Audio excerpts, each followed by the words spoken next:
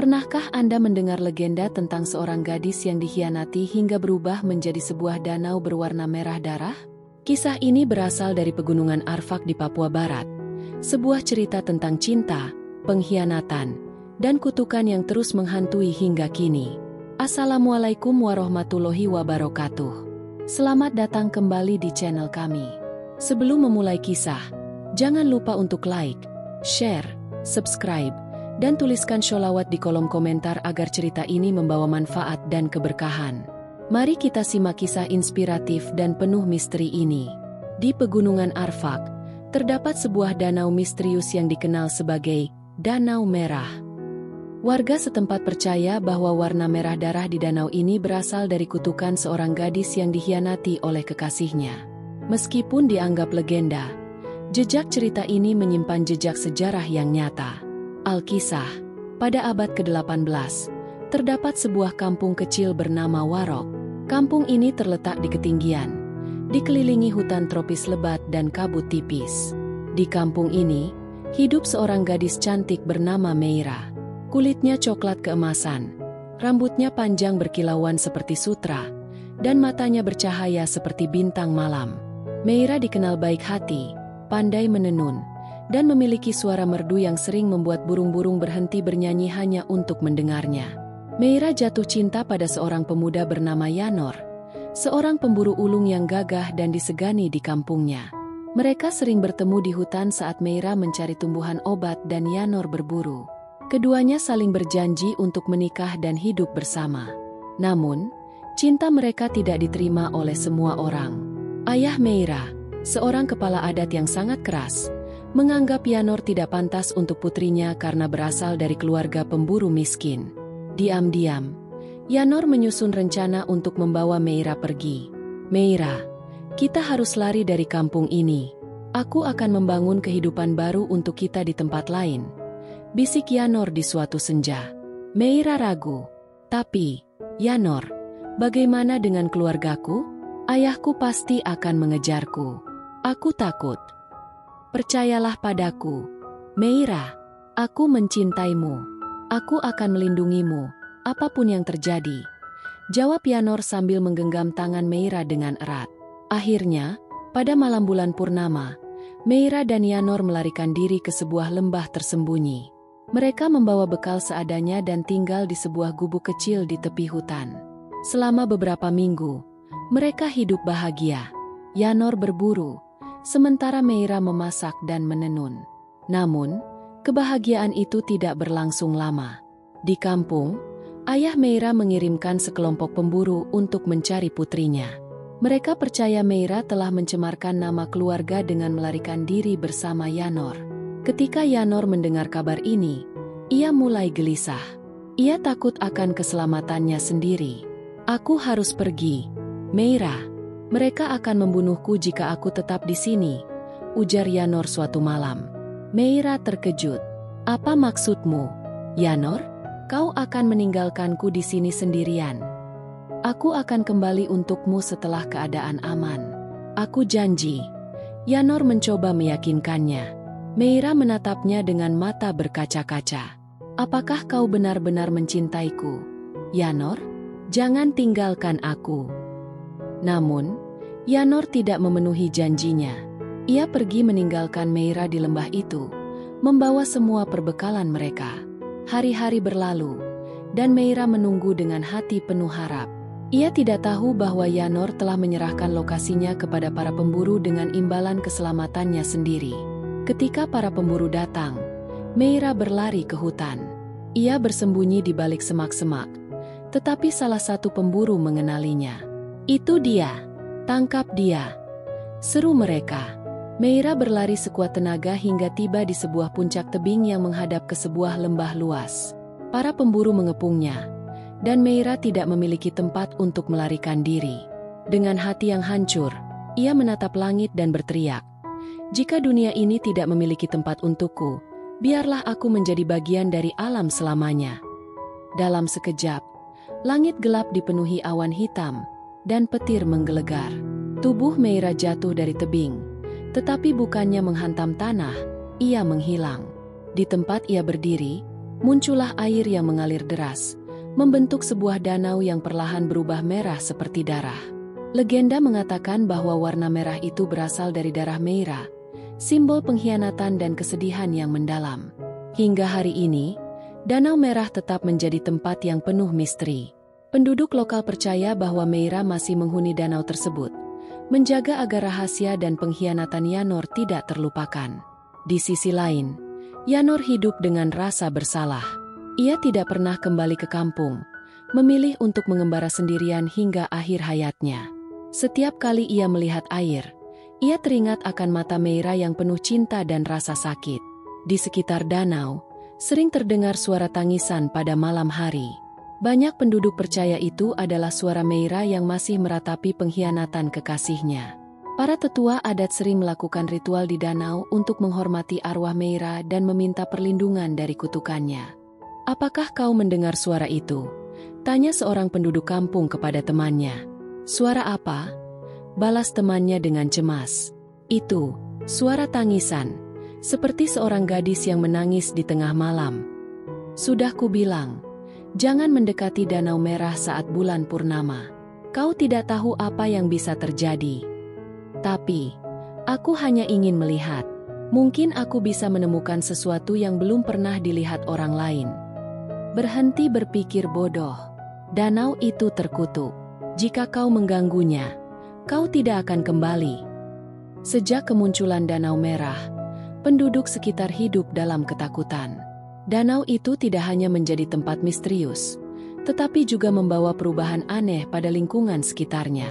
Hewan-hewan yang biasanya hidup di hutan sekitar mulai menjauh, dan tanaman di tepi danau layu seperti diselimuti energi gelap. Namun, penduduk setempat tetap mempercayai bahwa danau tersebut adalah tempat suci yang tidak boleh diganggu. Puluhan tahun kemudian, seorang antropolog muda bernama Markus tiba di pegunungan Arfak. Markus berasal dari Jakarta dan memiliki misi mendokumentasikan budaya dan legenda masyarakat Papua.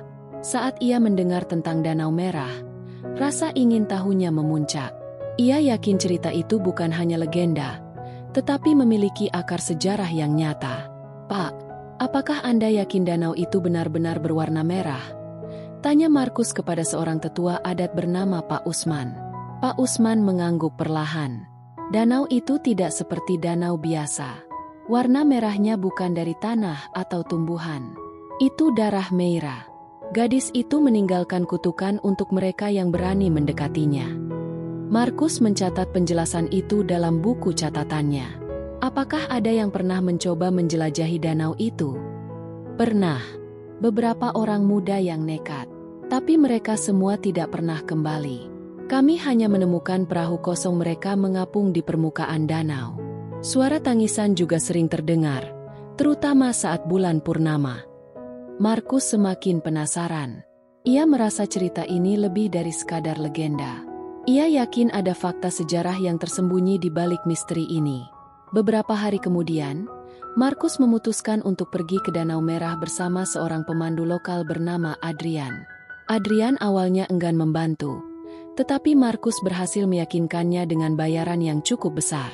Mereka mempersiapkan peralatan lengkap, termasuk kamera, drone, dan alat rekam suara. Saat mereka mendekati danau, suasana menjadi sunyi. Tidak ada suara burung, hanya angin yang berdesir lembut. Permukaan danau tampak tenang, tetapi warna merahnya memancarkan aura mengerikan. "Pak Markus, saya rasa kita tidak seharusnya berada di sini," ujar Adrian dengan nada cemas. "Tenang saja, Adrian. Ini hanya penelitian. Lagi pula, kita tidak akan mengganggu apapun," jawab Markus sambil mengarahkan kameranya ke danau. Saat Markus mengambil gambar, ia melihat sesuatu yang aneh di lensa kameranya. Ada bayangan seorang gadis berdiri di tengah danau. Rambutnya tergerai panjang, dan matanya menatap tajam ke arah Markus. Namun, saat Markus menurunkan kameranya, tidak ada apa-apa di sana. "Adrian, kau melihat itu?" tanya Markus dengan suara bergetar. "Maksud Bapak apa?" Adrian tampak bingung. "Ada seorang gadis di tengah danau. Aku yakin aku melihatnya," kata Markus. Adrian memandang Markus dengan wajah serius. "Pak Markus, Saya sudah bilang, danau ini bukan tempat biasa. Kita harus pergi sekarang sebelum terjadi sesuatu yang buruk. Namun, Markus tidak mau menyerah.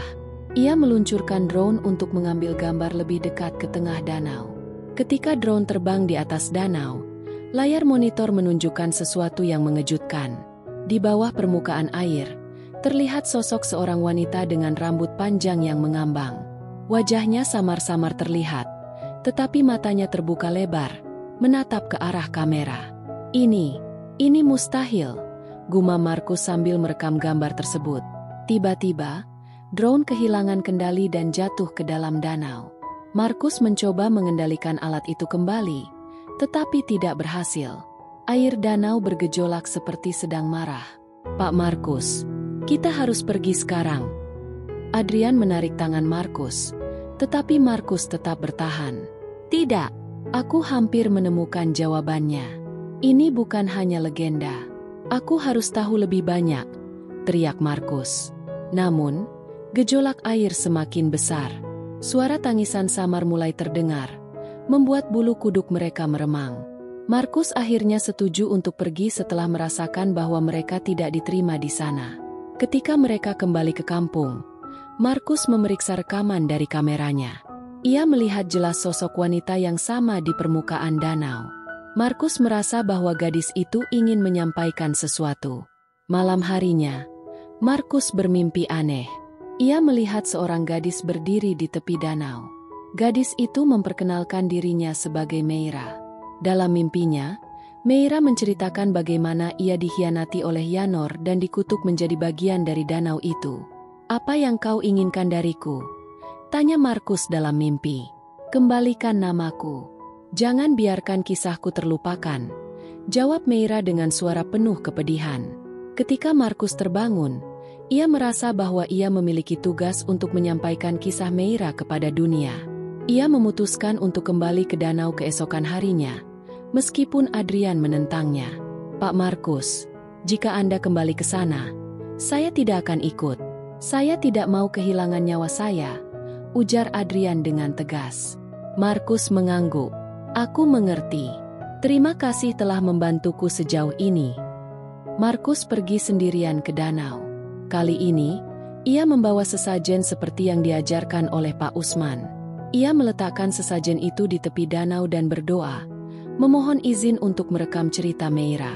Saat Markus mulai merekam, permukaan danau kembali bergejolak. Namun, kali ini, suara tangisan berubah menjadi bisikan lembut. Markus mendengar suara Meira dengan jelas, menceritakan kisahnya secara lengkap. Suara itu terekam dalam alat perekam Markus. Ketika Markus kembali ke kampung, ia menunjukkan rekaman itu kepada Pak Usman dan para tetua adat. Mereka terkejut mendengar suara Meira yang jelas dan penuh emosi. Ini adalah bukti bahwa cerita Meira bukan hanya legenda, kata Markus. Kita harus menjaga danau ini dan menghormati kisahnya. Sejak saat itu, Danau Merah tidak hanya dikenal sebagai tempat misterius, tetapi juga menjadi simbol penghormatan kepada Meira dan nilai cinta yang sejati. Markus menulis sebuah buku tentang kisah ini, memastikan bahwa rahasia Danau Merah tetap hidup dan dihormati oleh generasi mendatang. Kisah ini bukan hanya tentang pengkhianatan dan kutukan, tetapi juga tentang bagaimana kita harus menghormati sejarah dan nilai-nilai budaya. Apa yang terjadi pada Meira menjadi pengingat bahwa cinta sejati tidak pernah membohongi atau mengkhianati. Jangan lupa untuk meninggalkan komentar, like, dan subscribe agar cerita seperti ini terus bisa kita bagikan bersama.